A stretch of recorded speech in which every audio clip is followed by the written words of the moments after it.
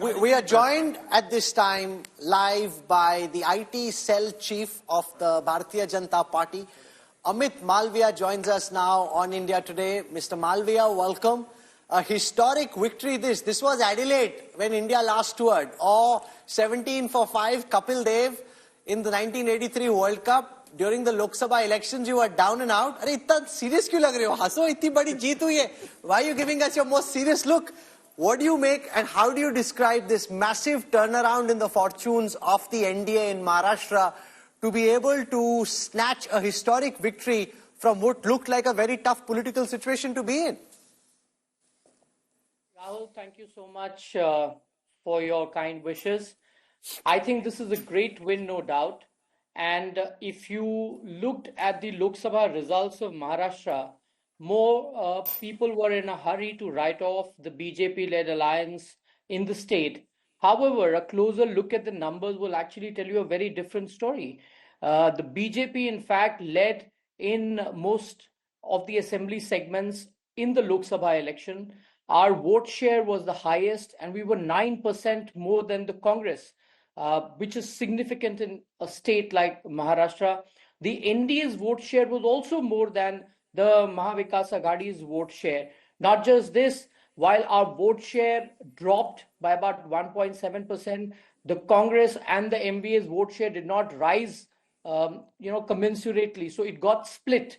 There were several seats that we lost by very narrow margins. And to give you an idea, about 37 assembly constituencies we lost with a margin of less than 10,000 votes, 18 by less than 5,000 votes, and 19 assembly constituencies in a margin of 5,000 to 1,000. So given a tough contest on any day in the assembly election, we would have done really well.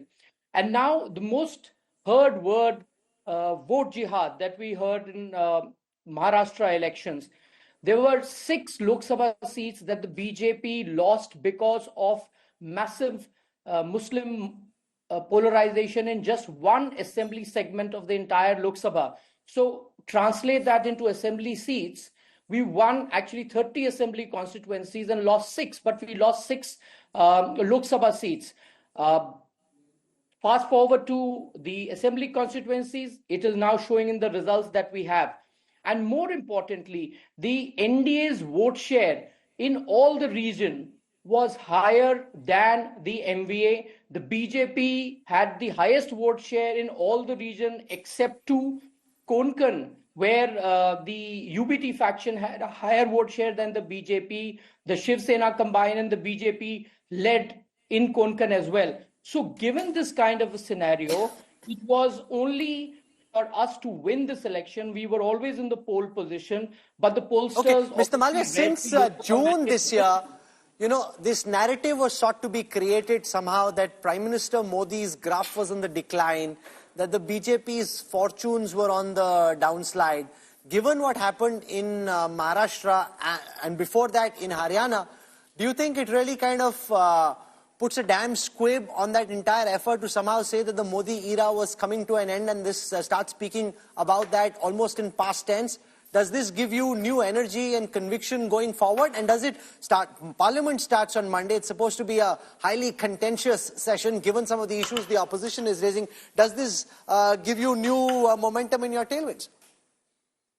Look, I think there are some people in our country who have been writing Mr. Modi's obituary for a very long time.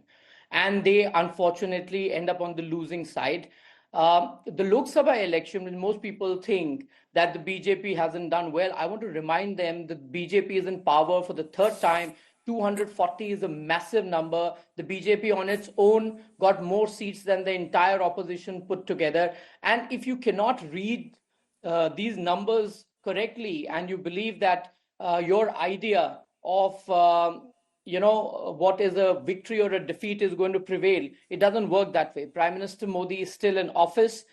We've won Haryana massively. You know how everybody was absolutely certain that it is the Congress that is going to be winning Haryana.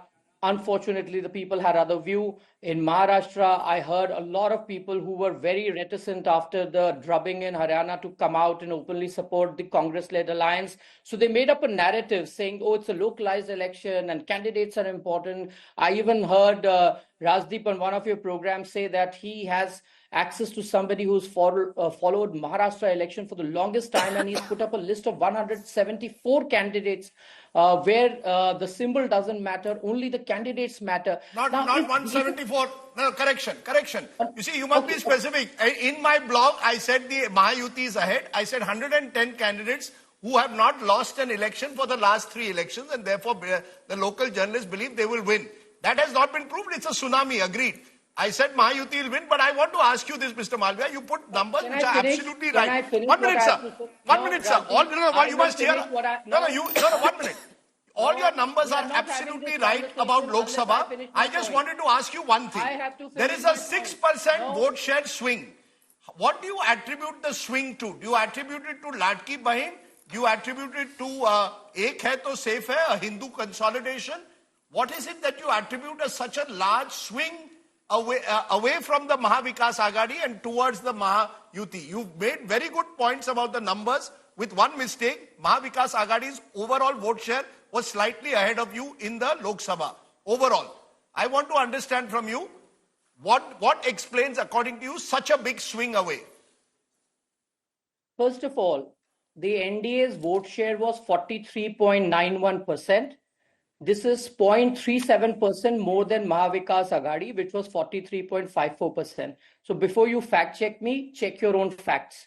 I'll check. Secondly, I have to make the point that I was making before Rajdeep interjected, and I don't like to be spoken over. So let me make my point, and if you have something to follow up with, please come up with.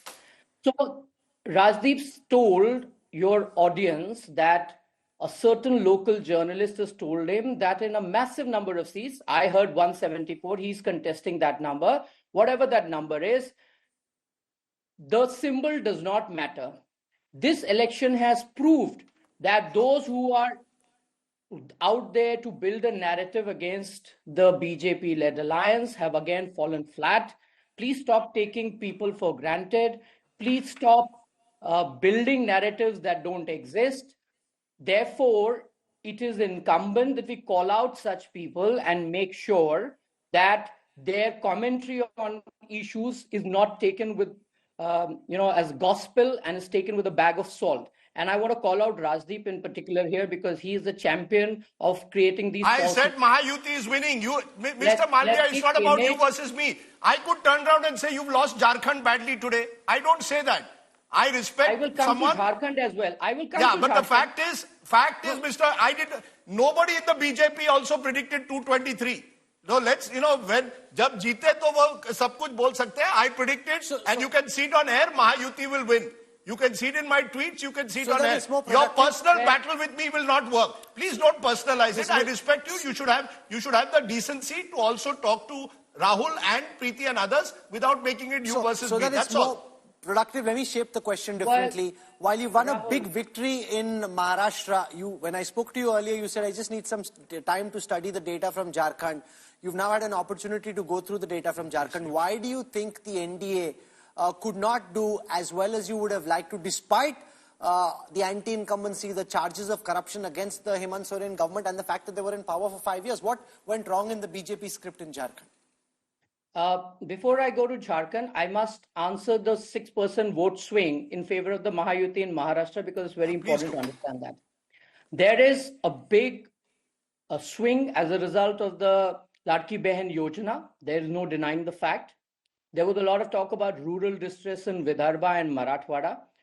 No one is denying the fact that there was a bit of rural distress, but you've got to understand that the 2.5 years that the Mahayuti was in power, we did everything possible to address both the cotton price issue, even soya bean. If you remember, the Congress went ahead and made an outrageous promise of paying 7,000 rupees per quintal, but the money is not the only factor. there were constituents, there was moisture content, and as a result of which the soybean was not being picked up at the MSP, which was anyway on the higher side. Our government took note of that. We ensured in the final stages to take up the moisture content in soybean from 12 to 15, which meant that a lot of farmers could actually then sell their soybean out there. So, it's about taking corrective measures. And if you go and speak to any cotton farmer in Vidarbha, he will tell you that this government was proactively listening to them.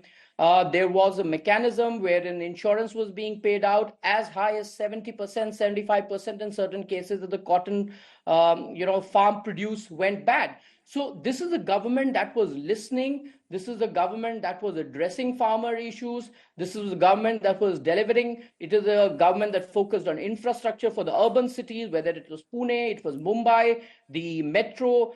Today you go to Mumbai, it is a completely new city because of the crisscrossing flyovers built over, the metros that have come in, the ceiling that has come in. Pune, for the longest time, people were wanting a metro network. It was made possible because of the government. Remember, when Uddhav Thackeray was in office, all he did is to stall all these projects. So that change is really what led to this massive swing. And I repeat again, people have voted for this alliance. This has settled the question of the BJP being the single largest party and in the pole position in Maharashtra politics. The Shiv Sena's legacy issue is settled, and so is of NCP. Will you extend an invitation to all the Shinde Sena MLAs to hop over and finish this argument once and forever, and also to the UBT MLAs and also the Sharad Pawar MLAs? Is there an open offer? Well, I mean, Rahul, let's not get into conversations which are going to go nowhere on a television.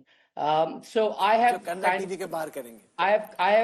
kind of put to you the reasons for the 6% swing and this massive landslide. And anybody who is part of the swing the ek hai to safe hai? Is part of the swing ek hai to safe hai? Do you believe that worked? Was the Hindu consolidation in addition to Ladki Bahin, or Ladki Bahin was the game changer?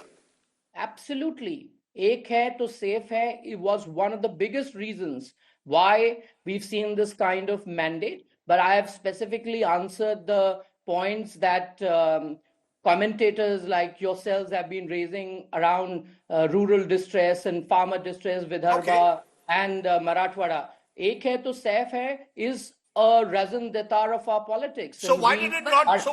Which brings us to why did it not work in Jharkhand, where you ran arguably even a more, according to your critics, divisive campaign? I mean, your social media advertisement had to be pulled off because it was seen to target Muslims. There was the whole infiltrator, Guspetiya point. Why did what you say, ek hai to safe hai, worked in Maharashtra? Why did it not work in Jharkhand, according to you? Good. So now we will talk about Jharkhand.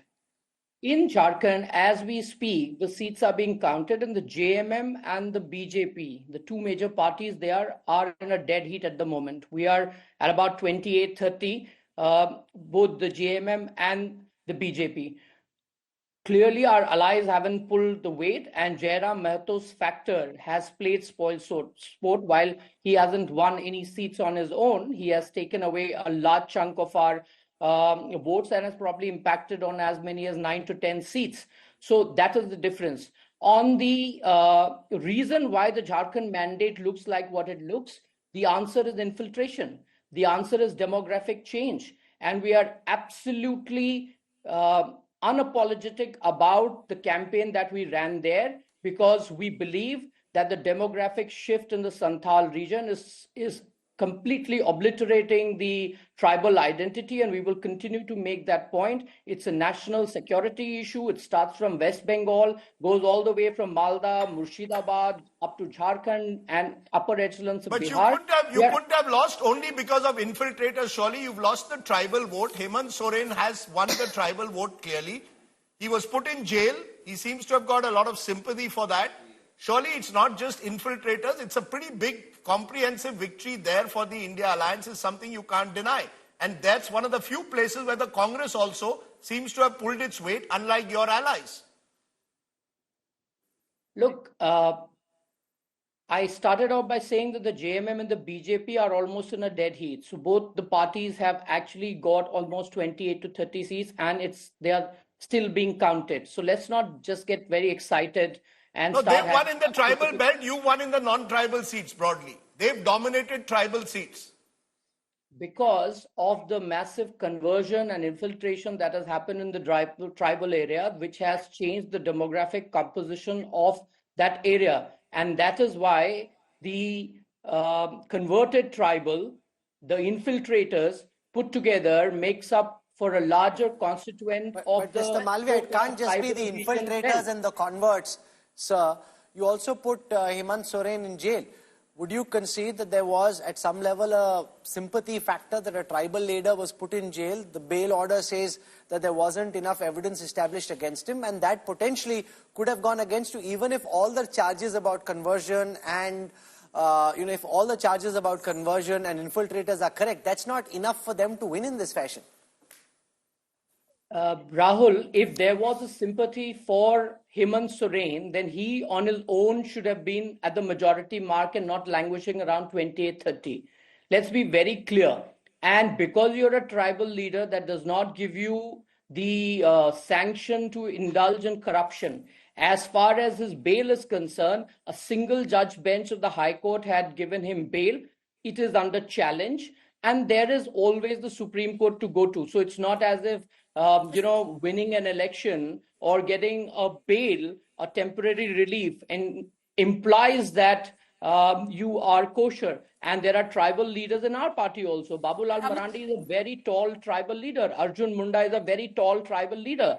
And clearly, it's not as if he owns the entire tribal vote. It doesn't work that way. We have far more tribal leaders in our ranks than perhaps the JMM does. In fact, Champai Soren, the former CM of Jharkhand, and a long-standing aide of Hemant Soren is also in our party. So, let's not make it sound like people of certain social denomination have this sanction to be corrupt when they're in office. Of course they don't. And I again Mr. repeat, Malviya, the Jharkhand mandate let's is draw not with what's... as one way as you would like to believe. If you look at it closely, you will find that there are a lot of factors that are still in the play, and it is a state that we want to rest, and I'm sure we will work towards it. But Mr. Malviya, draw with what's happened in Jharkhand, now what you're going to be facing off where the national capital is concerned. Similar play out, you had a leader in jail. You might not say that there was a sympathy factor. Kalpana Soren did milk it in a lot of ways, and she was one of the star performers there as well. Similar thing in Delhi. You've had an Arvind Kejriwal who's been in jail, who's going to be fighting an election. Let me add a question to it. When it comes down to, call it freebies, reveries, yojanas, welfare schemes, you yourself say that the Ladki Bahin Yojana has worked wonders where Maharashtra is concerned. This is something which intrinsically the centre has been against. Prime Minister Modi has been against giving out these schemes. Is that going to change now, going forward, in a Delhi, in a Bihar? Look, we have to be pragmatic to the realities of India's politics. While we believe that we must provide support to everyone who needs it, we also have to understand that there is a certain constituent that needs greater state support, and we will do what is the right thing to do. But as far as Delhi is concerned, it's too premature to comment on it because much water has flown in the Yamuna, and that too unclean water, which hasn't been attended to by the Kejriwal government. So we'll come to Delhi when we come to it. Right now, we are looking at Maharashtra and Jharkhand elections, and I think we've done phenomenally well. Amit, what will you tell those from your opposition who say it's 1-1 today? What will you tell them? If they turn around tomorrow today and Congress says 1-all, what will you tell them? I would ask them to go to the Congress headquarters and see for themselves whether it is 1-1 or is it 2-0. It's as simple as that. And if anybody thinks this is 1-1, well, good luck to them. This is exactly how Congress behaved after winning 99 seats in Lok Sabha. They thought they had won a full mandate, and you see what's happened in Haryana, Maharashtra. What did you make of Rahul Gandhi's campaign and the manner in which he was brandishing the constitution, speaking of reservation, even though this was a local election, and targeting one particular corporate house and building this whole Maharashtra versus Gujarat narrative? How do you see that having played out in your lens at the hustings? Look, I have said this publicly, and I've said this several times, that George Soros and his henchmen cannot help Rahul Gandhi and the Congress win elections in India. This is a script out of George Soros's playbook. We saw this play out in the American election. We saw exactly similar thing being said by Rahul Gandhi. Now, I don't understand why Rahul Gandhi would do bidding of a geriatric investor based out of the US unless he thinks that he can somehow help him win elections. It's not going to happen. Rahul Gandhi can target whichever corporate group he wants. The corporate group will defend itself. But I have a larger concern around his politics, because if you're going to target the entrepreneurs of the country, if you're going to target big businesses who create employment and job opportunities, then there is a problem. There's a problem with that mindset. And the last but big businessmen are not allowed to get caught in. Not every big businessman gets caught in bribery, serious bribery charges. So, I mean, when you say that, you're right. Big business cannot be targeted, but if you're caught in bribery, surely you should have a stronger line and say anyone who violates the law must be acted against. 3 days ago, India's Competition Commission has fined Meta and WhatsApp for $25.47 million for sharing data. Now, clearly, I haven't seen a single response either from the Democrats or the Republicans on the statement or the fine imposed by the Competition Commission here. So if you can't compare that to bribery, sir, of government officials. Let's be clear. Bribery of government officials, and their Andhra Pradesh government, which is not your party, but you seem going out of your way to somehow or the other say that that's okay, that's kosher, that's targeting a businessman. I again repeat myself. It is for the concerned corporate to defend themselves in America, and if there is a wrongdoing here, as has been alleged by the American court order, then it will be investigated. All the 4 state governments are actually of Congress and their alliance partners. No, there was a central government of the J&K run under central rule, but that's another point. The point I want to ask you in point. Let me answer that. Don't get excited. Yes. Let me answer that. That was during Satyapal Malik's tenure as the Lieutenant Governor. We all know that his tenure is under CBI investigation even before this came up. So we know exactly what we are doing. Okay, let me ask you then in conclusion, the final big question, kaun banega Mukhyamantri? Shiv Sainiks who have come on our show say it should be Eknath Shinde. Do you believe as a BJP Karyakarta that it should be Devendra Fadnavis's time has come, that he deserves this moment? I know one thing for a fact, that this is a win for the BJP-led Mahayuti. The decision on who will be the chief minister will be decided by the partners and eventually endorsed by the BJP's parliamentary board. And let that happen as it happens. It's not something that we can discuss or debate. What is your preference? You must have a preference. You believe that you're trying to get him into trouble. No, I'm not getting him into trouble. And I think he's not going to answer that question. Shiv Sainiks are coming openly on the show and saying it should be Eknath Shinde. Why is the BJP hesitant? Surely this is Devendra Fadnavis's moment in the sun.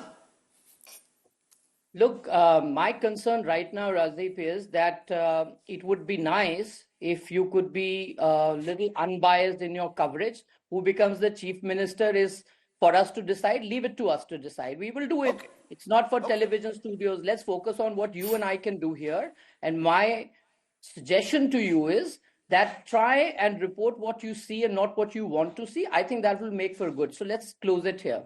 Okay, I will take that. Only since this is the first election I've got right in 2024. I'm going to keep pressing the point that I said Mahayuti would win. I want to go across very quickly. Thank you, Mr. Malviya, for joining us.